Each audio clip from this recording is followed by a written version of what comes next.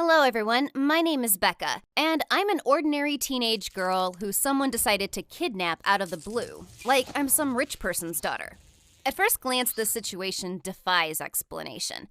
But if you listen, then everything will become clear. So let me tell you my shocking story right now. I'm in high school, in a town with a population of only 4,000. My parents are the owners of a small grocery store. They drive an old rusty pickup truck and refused to have a second child because they simply wouldn't be able to support one. So I'm the only child in the family, and sometimes I feel pretty sad about it. I never considered myself special. I was like most of the teenagers in our town. I went to school, outside, and home. But despite this, I still decided to try to be a vlogger. I didn't think about the content for a long time and just started talking about the boring life in our town, our everyday lives, how we entertain ourselves and my friends. Did I have a chance of success? I don't know. And I wasn't surprised that 90% of my subscribers were my acquaintances, friends, and classmates. After a year of being active, I only had 800 subscribers. I know how little that is. But I did what I wanted to do and didn't intend to stop. After all, I wasn't originally counting on hundreds of thousands of followers. But I was still sincerely happy when new people subscribed to me who didn't live in our city and were honestly interested in my account. I actively answered their questions and knew each of them by name. And one day, in the life of a failed vlogger and a girl from the provinces, that is, in my life, a truly shocking incident happened. An incident that shook our entire small town, and me. Some people decided to kidnap me. It happened when I left the house for 5 minutes to buy something tasty. 5 minutes from my house to the store. But my journey was interrupted after about a minute. As soon as I left the house, a black car stopped next to me. 2 people jumped out and quickly shoved me into the car. I didn't even have time to understand anything. It all happened in a matter of seconds. They drove me for a long time, but I couldn't see where because I was blindfolded. They wouldn't answer any of my questions. Honestly, I had no idea what that meant. Maybe these people wanted to kill me? But why? Ransom?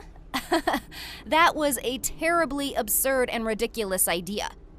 But I didn't have any more or less realistic ideas. Soon we arrived, and I was taken inside a building. And only then did they take off that stupid blindfold. Looking around, I saw a bunch of people with machine guns nearby and a very, very fancy interior, as if I was in some rich sheik's house. Everything was gilded. A 6-foot-tall chandelier hung from the ceiling, and the walls were decorated with fantastic Arabic-style designs. Because of this, I thought that some sheik had kidnapped me, to make me his servant or housekeeper, for example. This thought even made me laugh, because I can't even wash the dishes properly. If that was the reason, he picked the wrong person. I sat down in a chair and asked what was happening and why I was here, but the stern men with machine guns were either deaf or pretended not to hear me. So I just had to wait. After all, sooner or later, something had to happen. I was no longer scared. If they wanted to kill me, they would have done it right away and wouldn't have brought me to this luxurious mansion. After some time, I was taken to another location. It was an office. Just like in the movies, it looked like something you might find in the home of a lawyer or writer. But there was no one there, and I was left alone inside. The people with guns stayed outside. A few minutes later, 2 people came in, a man and a woman.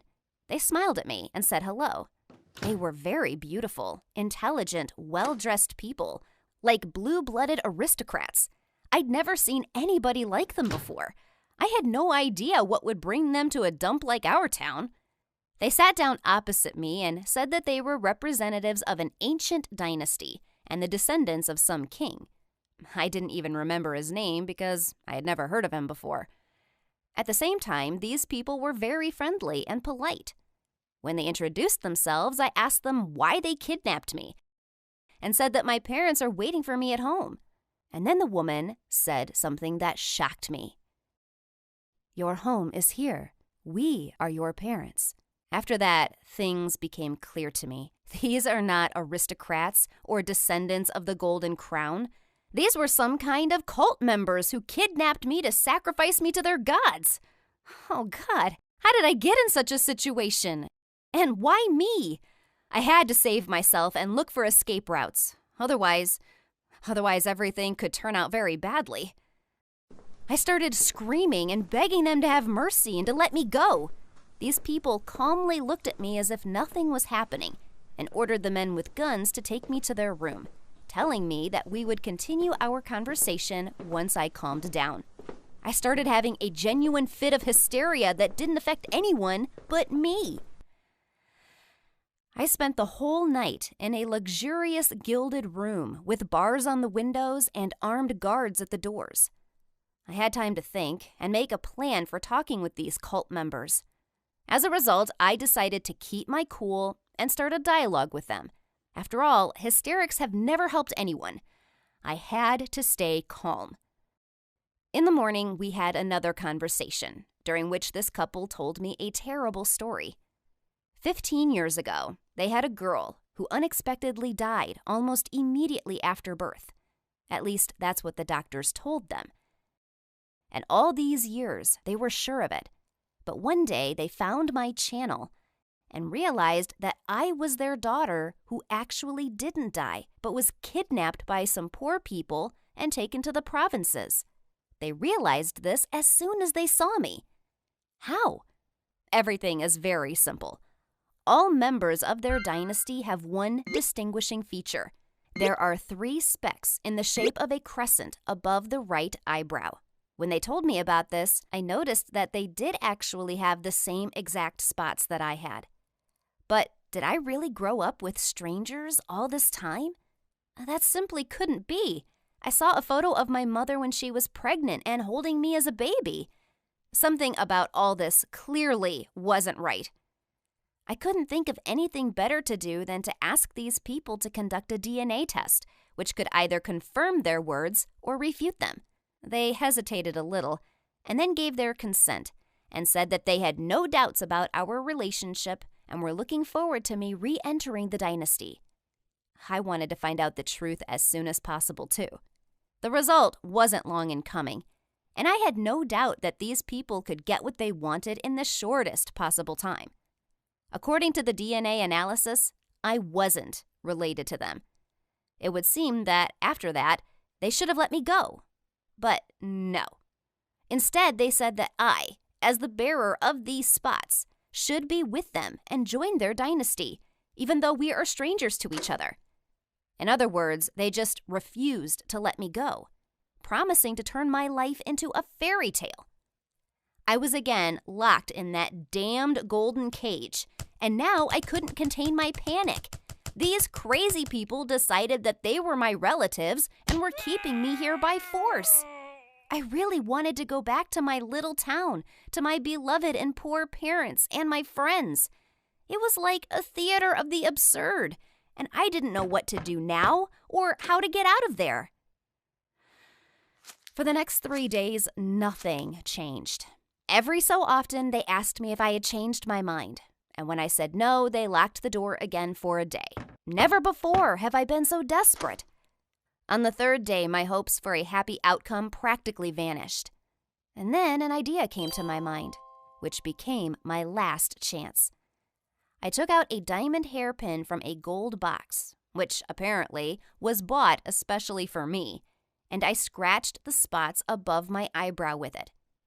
When they came back to me, they were seized with horror. How?